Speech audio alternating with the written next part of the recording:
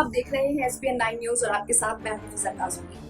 असम समेत 5 राज्यों में विधानसभा के चुनाव संपन्न हो चुके हैं। अब इंतजार है तो चुनावी नतीजों का। कल यानी 2 मई को चुनावी नतीजे भी घोषित हो जाएंगे, लेकिन ये कयास लगाए जा रहे हैं कि असम में कांग्रेस को बड़ी जीत मिल सकती है। इसके लिए कांग्रेस के दिग्गज नेता भूपेश बघेल काफी ज्यादा जिम्मेदार है, क्योंकि भूपेश बघेल वो थे जिन्होंने असम में कांग्रेस की छवि को मजबूत बनाने के लिए जनता के बीच पार्टी की मजबूत रणनीति को साझा किया, डोर टू डोर कैंपेन चलाया, कांग्रेस की अंदरूनी कलह को दूर करके पार्टी की मजबूत छवि को जनता के सामने उजागर किया। असम में भूपेश बघेल ने कई चुनावी रैलियां और जनसभाओं का भी आयोजन किया ताकि पार्टी को मजबूत छवि मिल सके और जनता के दिल में पार्टी का भरोसा बढ़ाया जा सके। असम में भूपेश बघेल ने नकारात्मक राजनीति को छोड़कर सकारात्मक राजनीति पर ज्यादा जोर दिया। उन्होंने वादे और दावे करने से अच्छा सरकार को घेरने का काम किया और बीजेपी सरकार को वहां से ही आड़े हाथों लेने का काम किया। सरकार की खामियों को जनता के बीच उजागर किया ताकि खुद की छवि को मजबूत किया जा सके। जनता के बीच दावे और वादे उन्होंने ज्यादा नहीं किए, क्योंकि जनता आज इतनी समझदार है कि वो किसी भी पार्टी की चुनावी रणनीति को बाखूबी समझ और परख सकती है। इसलिए असम में भूपेश बघेल ने अपनी चुनावी रणनीति को इस तरीके से सजोया था ताकि आने वाले चुनावी नतीजों में कांग्रेस पार्टी असम में एक मजबूत पार्टी के रूप में उभर सके और जनता के बीच अपनी मजबूत छवि बना सके। अब ऐसा लग रहा है कि चुनावी नतीजों से पहले और ये कयास लगाए जा रहे हैं और तमाम सर्वे बता रहे हैं कि असम में कांग्रेस के लिए एक अच्छी खबर सामने आ सकती है। हालांकि कांग्रेस के दिग्गज नेताओं की बात करें तो राहुल गांधी से लेकर सोनिया गांधी सक्रिय राजनीति में बहुत ज्यादा इस समय अपनी नीतियां और रणनीतियां मीडिया के सामने और काफी ज्यादा जनता के सामने उजागर कर रहे हैं। उसमें चाहे केंद्र की मोदी सरकार को घेरना हो या फिर सरकार की खामियों को जनता के बीच उजागर करना हो। इस बीच देखना होगा कि असम में भूपेश बघेल की रणनीति कितना कारगर साबित होती है। ये रिपोर्ट देखिए। असम के साथ सभी विधानसभा चुनाव पर कल 2 मई को नतीजे घोषित किए जाएंगे। हालांकि महामारी और त्रासदी के दौरान भी इलेक्शन कमीशन की ओर से इस तारीख को नहीं बदला गया। कल ही यानी 2 मई को ही असम के साथ साथ उन सभी 5 राज्यों के विधानसभा चुनावी नतीजे घोषित किए जाएंगे, जिसके चुनाव अभी हाल ही में हो चुके हैं। असम में कांग्रेस के सहयोगी दलों all India United democratic front और बोडोलैंड पीपल्स फ्रंट यानी बीपीएफ ने इस बार चुनाव लड़ रहा है और अपने उम्मीदवारों को कांग्रेस शासित राजस्थान और छत्तीसगढ़ दबाना उन्होंने पहले ही कर दिया था। वो लोग 2 मई को चुनाव नतीजों तक आने वहां रहेंगे और उससे कुछ आगे भी इन राज्यों के मेहमान बनकर रहने वाले हैं। असम के चुनाव में इस बार कांग्रेस छुपा रुस्तम माना जा रहा है। जाहिर है वो अपने नतीजों को लेकर बहुत आश्वासन है और उसे पक्का विश्वास है कि 10 दलों का उसका गठबंधन महाजोत या तो चुनाव जीत लेगा या नतीजे के बाद बनी त्रिशंकु विधानसभा में बीजेपी को सत्ता से वंचित करने में सफल रहेगा। अरुणाचल प्रदेश, गोवा, मणिपुर, कर्नाटक और मध्य प्रदेश में बीजेपी ने चुनाव में मिले अल्पमत को जिस तरह बहुमत में बदल डाला, उसके कारण कांग्रेस और उसके सहयोगियों की आकांक्षाएं निराधार भी नहीं कही जा सकती हैं। राहुल गांधी के अभियान को ध्यान में रखते हुए असम का विधानसभा चुनाव काफी ज्यादा महत्वपूर्ण है। असम में राहुल गांधी ने अपनी चुनावी सभाओं को किया और डंके की चोट पर प्रधानमंत्री मोदी से लेकर बीजेपी सरकार को कटघरे में खड़ा करने का काम किया। लेकिन राहुल गांधी के लिए असम से कुछ ऐसी चीजें हैं जो उनके लिए भविष्य की निकट राजनीति में सबक के तौर पर साबित होंगी। दरअसल चुनाव अभियान के बीच ही बीपीएफ का एक उम्मीदवार जिस तरह बीजेपी में शामिल हो गया, उसने विपक्षी खेमे को झटका पहुंचाया।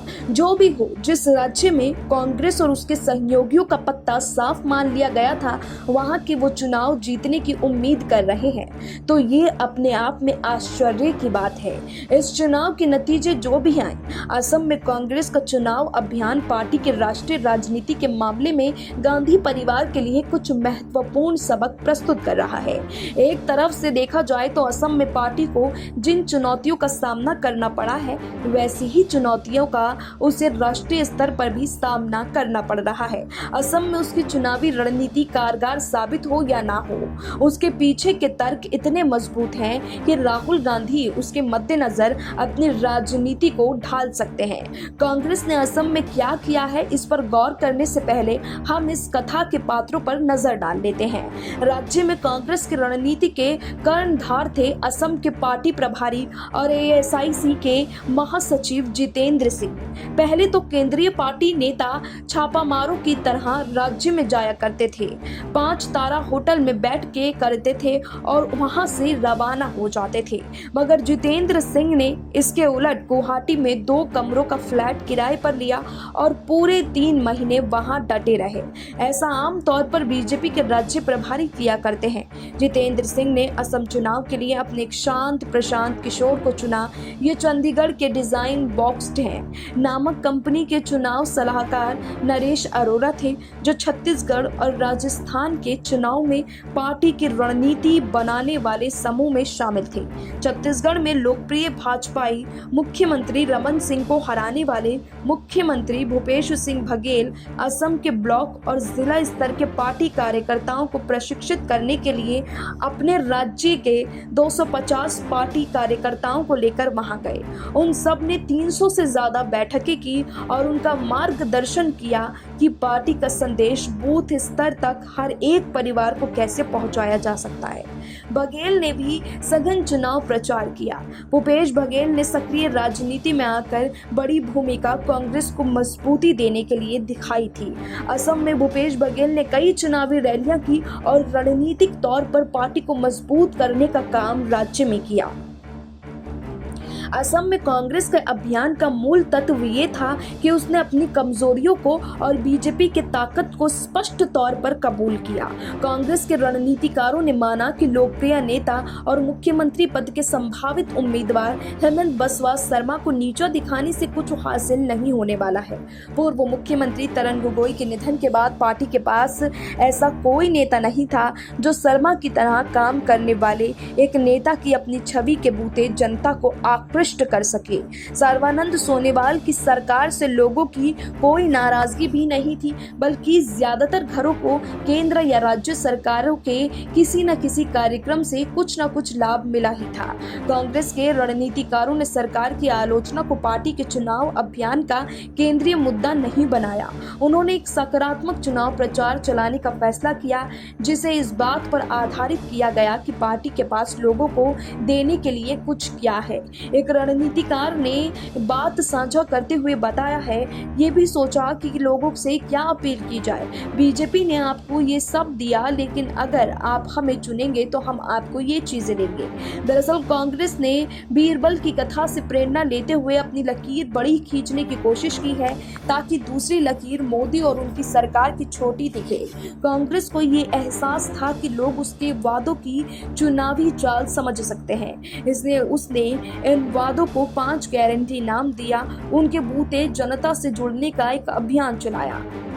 उदाहरण के लिए एक गारंटी तो ये दी गई कि नागरिकता संशोधन कानून को रद्द करने के लिए कानून लाया जाएगा। कांग्रेस के कार्यकर्ताओं ने घर घर जाकर लोगों से अपील की कि अगर वो सीएए का विरोध करते हैं तो आपने पारंपरिक गामोसा पर ये लिखकर कांग्रेस को दे, जिन्हें सीएए विरोध स्मारक पर रखा जाएगा। फरवरी के तीसरे सप्ताह तक कांग्रेस के पास 1 लाख से ज्यादा गामोसा जमा हो गए थे। इसी तरह 5 लाख सरकारी नौकरी देने की गारंटी के लिए कांग्रेस ने इसके लिए एक ऑनलाइन रजिस्ट्रेशन शुरू किया और युवकों से अपना मोबाइल नंबर और ईमेल पता दर्ज करने और आईटी सेवा रखने का बात कही।